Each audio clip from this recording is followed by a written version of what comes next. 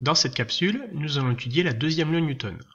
Commençons par définir le centre de masse. Nous avons vu que le système est composé de multiples points qui ont leur propre mouvement. Si nous prenons comme exemple une roue de vélo, eh bien, le mouvement de la valve sera différent du mouvement de son centre, et le mouvement du centre sera plus facile à étudier. Alors le système, nous allons le modéliser par un point unique qui contiendrait toute sa masse. Ce point matériel sera donc situé au centre de masse du système. Et donc on a le point M ou le point grand G, ça dépend des cas. Et généralement, ce centre de masse, il est situé au centre de symétrie du système pour un solide homogène, un système homogène. Définissons également le référentiel galiléen. Alors par définition, un référentiel est dit galiléen si le principe d'inertie, c'est-à-dire la première loi de Newton, est vérifié dans ce référentiel. Un petit rappel, le principe d'inertie indique que si les forces qui s'exercent sur le système étant assimilé à son centre de masse, donc si les forces qui s'exercent se compensent, alors le vecteur vitesse v est constant, et la réciproque est vraie. Donc le référentiel doit être immobile ou en mouvement rectiligne uniforme. Immobile, ça signifie que le vecteur vitesse est égal au vecteur nul, et mouvement rectiligne uniforme, le vecteur vitesse est égal à un vecteur constant.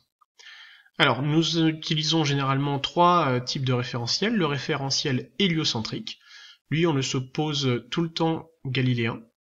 Le référentiel géocentrique, donc dont le centre est situé au centre de la Terre, eh bien on peut le considérer comme étant galiléen pour une expérience qui dure quelques heures.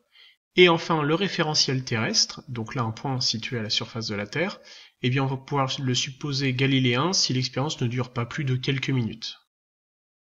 Faisons maintenant un rappel de première. Nous avions vu que le vecteur variation de vitesse et la somme des forces exercées sur le système sont reliées de façon approchée par la relation suivante. Ici, dans l'exemple, si l'on faisait le bilan des forces appliquant au système, il n'y avait que le poids étant égal à la masse fois le vecteur champ de pesanteur. Si maintenant on fait tendre l'intervalle de temps ΔT vers 0, eh bien on arrive à la définition de l'accélération, c'est-à-dire la dérivée du vecteur vitesse par rapport au temps. Et donc la relation approchée devient somme des forces égale masse fois le vecteur accélération. Et bien cette relation est associée à la deuxième loi de Newton. Alors la deuxième loi de Newton, on l'énonce de la façon suivante. Dans un référentiel galiléen, la somme vectorielle des forces qui s'exercent sur un système assimilé à son centre de masse est égale au produit de sa masse, qui doit être constante, par son vecteur accélération. Donc ça c'est à retenir. Très important, aussi bien la définition textuelle que la relation associée. Voyons maintenant deux applications de la deuxième loi de Newton. Premier cas, les forces qui s'appliquent sur le système étant assimilé à son centre de masse, toujours, se compensent. Donc somme des forces extérieures est égale au vecteur nul. Donc le vecteur accélération est égal à vecteur nul, ce qui signifie que la dérivée du vecteur vitesse par rapport au temps est un vecteur nul. Cela donc implique que le vecteur vitesse est un vecteur constant. Et donc, comme on l'a vu tout à l'heure, eh bien le système est soit immobile, soit en mouvement rectiligne uniforme. Et en fait, finalement, ce cas particulier de la deuxième loi Newton, c'est le principe d'inertie ou la première loi Newton. Deuxième cas, le système n'est soumis qu'à son poids. Donc somme des forces est égale au vecteur poids, qui est égal à m fois le vecteur champ de pesanteur. Et comme somme des forces extérieures est égale à ma, eh bien l'accélération, le vecteur accélération, est égal au vecteur champ de pesanteur.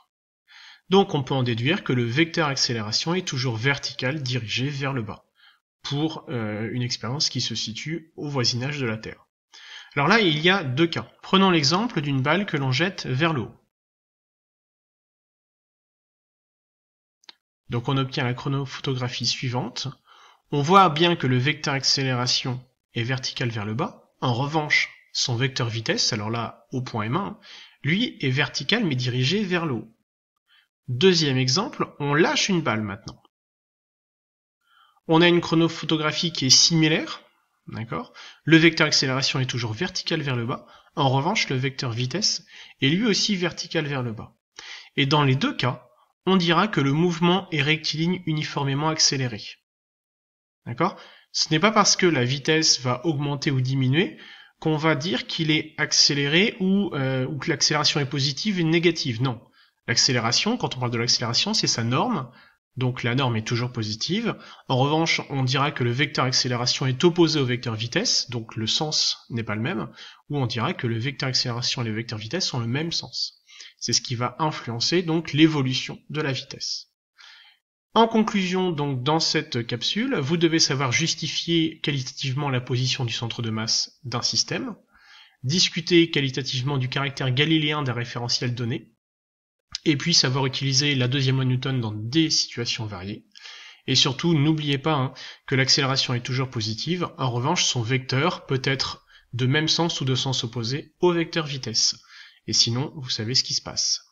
Voilà, j'espère que vous avez tout compris, et je vous dis à bientôt pour une prochaine capsule.